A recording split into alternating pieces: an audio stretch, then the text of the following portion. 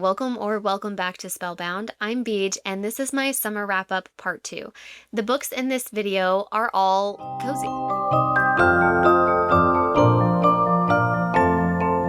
So I do not like cozy books. That has been established over several years as I've really given it the fairest chance possible.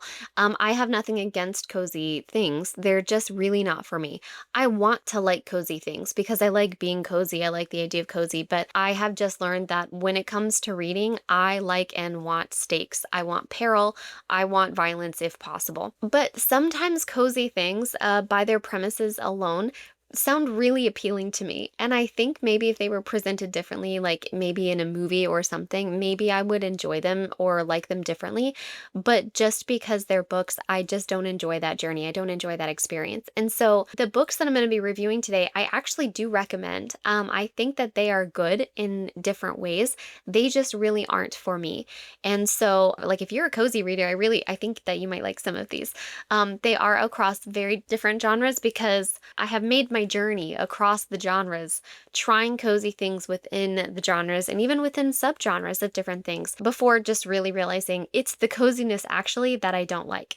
So they're very different, these books that I'm about to talk about, but I hope you'll find your next cozy read. Starting with Big Fish by Daniel Wallace. This is a novella, and this is I think it has won an award. I don't know. It's really well loved. It's a Broadway musical. It's also an acclaimed film by Tim Burton. This really is delightful. So this is a book about a guy whose dad is dying, and his dad has always told him these really tall tales. And the term big fish comes from when you're telling someone that they're basically exaggerating and being like, okay, that fish gets bigger every time you tell the story of how you caught it. You know what I mean? So he's always thought this way of his dad. And then, the more the time goes on, he realizes that maybe there's more truth to that than he thought. This is delightful. This is slightly whimsical. It is melancholy. His dad's dying. But it's also very, very cozy. And it has those real rich, cozy vibes to it. And it is because of that it's just not my favorite book. But I do recommend it. I did DNF it at like 60%. I was like, I don't think I'm going to get much more out of this, but I do think that a lot of people will like it and enjoy it, and I hope that maybe that person is you. That's why I wanted to make this video in the first place, is because I read a lot this summer. I read a lot this month. We're at the end of July, and I've read almost 20 books this month. Some of them were really good, and some of them were really not good. And then some of them I really didn't like, but I think you might. It leans toward literary, but it's not elevated or purple prose. It's not pompous or anything. It's very easy to read, but it also has like really sort of sad mic drop moments, or there's a lot of quotable moments in here where you could like easily picture it in, italics on a throw pillow, these kinds of things. Like, this has a lot of isms in it, and so I think if you really enjoy these types of books, then you'll like it. The Summer Job by Lizzie Dent. This was an accidental cozy. This was an accidental discovery because I thought this was part of my Sunny Summer TBR. This was a book that I thought was going to be just a silly, goofy, hee-hee good time. Because here's the premise of this book. There's this girl, I think her name's Birdie. I love that. My niece's name is Birdie. So Birdie steals her best friend's identity on purpose, but not maliciously. So her best friend is this very, very well-trained, high-end sommelier, but her best friend is also kind of a romantic in that, like, very type B, and just goes wherever the wind takes her. And so she has run off for the summer on some romantic fling to, like, I think the Italian coast with some guy. But she had a job lined up in Scotland at what she told her friend was sort of a kind of rundown little Scottish place, really out of the way. She was excited to just spend the summer in Scotland and the Highlands and be the sommelier there for the summer. But then she met this guy and like ran off with him. So her best friend Birdie, she's never really figured out what she wants to do in life. She is sort of a jack of all trades, master of none, and kind of directionless. But she isn't type B in the way that Heather, her best friend, is. She just keeps trying, and then nothing ever seems to stick. So she's like, you know what, I could go away for this summer to Scotland and spend some time there. So she goes there and assumes the identity of her best friend, the sommelier, and she's thinking, I can just like fake, it's naming wine. The main character Birdie is a total lush. She's drinking all the time. And so she's like, yeah, I'm a wine enthusiast. I can make my way through here. But as it turns out, it's not a rundown little place. It's like a whole ass, very, very high-end like castle, I think. And it's very fancy. Very, very, very fancy. And they've been waiting on the new sommelier to like, that is their like the last thing that they needed to make this summer an extraordinary hit. So she's realizing that she actually can't just fudge her way through this. Like she actually is in way over her head and she has no idea what she's doing. That premise is insane. That's absurd. That is what I am looking for from my rom-coms, right? Like something absolutely just beyond realistic. You know, where like there are so many ways that actually couldn't happen. And then I discovered, and here's where just like, hear me out for a second. Here's where I discovered like what ruined it for me. Hear me out. Is that she's British. The level of absurdity that you're going to get from a British person from the UK going to the Highlands is completely different from the level of absurdity that you're going to get from an American going to Scotland and the Highlands, you know, as a sommelier. Our education is different over here, including myself in this. Like this is a self-deprecating assessment as well. There's just a level of decorum that is accepted, or rather not accepted, in Europe that is different from here. The reality, it's different. It was too put together. There weren't enough hijinks. There wasn't enough nonsense because she's from the UK. So there's too much earnestness in here, and there's too much like it wasn't wacky enough. There were really funny moments, and those were the moments directly in when she's in dialogue with a very affluent customer, who's asking her legitimate questions about wine, and it's very obvious that she doesn't know anything about wine, and she's like making it up. That's really funny, but I expected that level of humor and that level of nonsense all the way through this book. And instead, this book is a lot about her finding herself, and it's a lot of her hiking through the Highlands and a lot of her just like getting to know the locals. And actually, like it's a lot more of a cozy vibe than an absurdist rom-com vibe. And the thing is, I thought maybe it would be, but I thought she'd be American because the expectations are just different. Like and by that I mean they're so much lower. I would be expecting so much less from an American than from someone from the UK in all scenarios, and also in the writing and in what I'm expecting the main character to grow and learn. So, you know, it's just really different, and that was such a bummer to me, that it wasn't as ridiculous as I wanted it to be.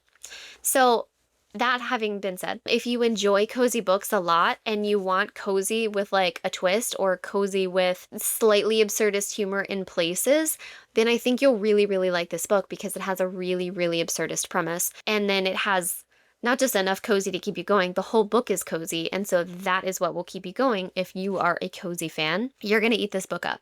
And I love that for you. And then I hope that you do. And I hope that you tell me all about it and how this is your new favorite book, because that would make me really happy. It's on my Pango if you're interested. Under the Whispering Door by T.J. Klune. Basically, since this book came out, it's been on my list. I've had friends of mine who've read The House in the Cerulean Sea and the sequels after it. This book is about basically where you go when you die. And it's about this guy who doesn't want to be dead, and he's a real curmudgeon about it. And so it's about him sort of learning some things. So I thought, because this book was going to be about death and therefore sad, that maybe like, so this was my chance that I was taking on a cozy sad book. And I was like, maybe that combo is the winning combo. Maybe if the cozy book is sad or about death, I love books about death, then that's what'll get me.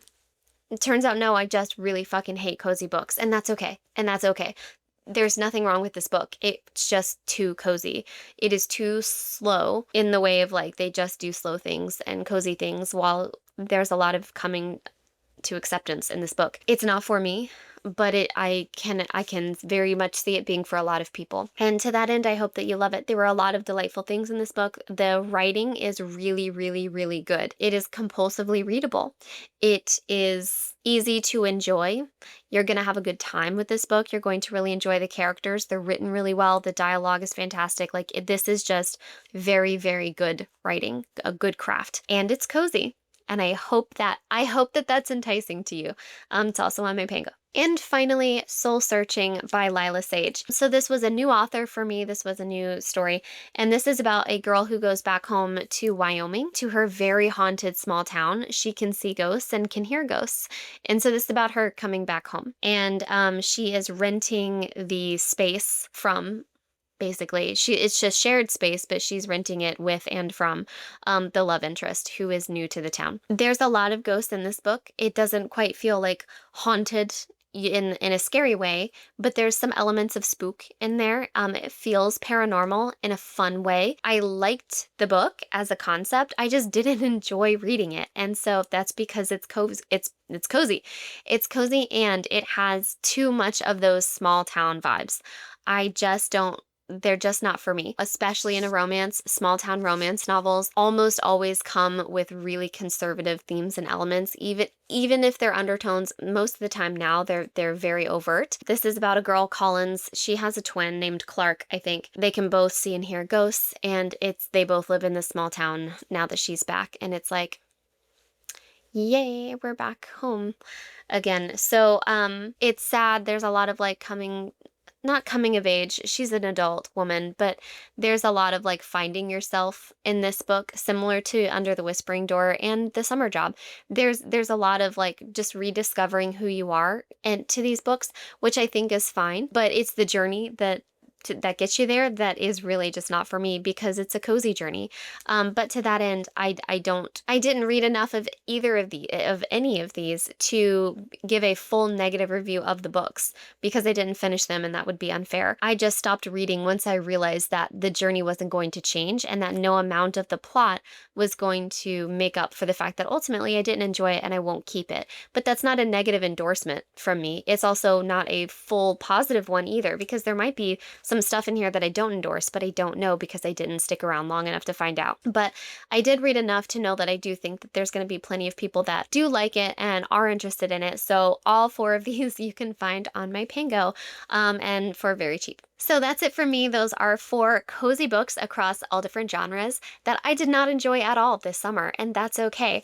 I hope that if you are a cozy fan, I hope that I either talked about books that you like and I hopefully did them justice in my not liking them at all, or I have given you new suggestions of books that you might be interested in, because I love that cozy books in general exist, and I love that that's a way for people to find comfort and joy in reading. So what about you? Do you read cozy books?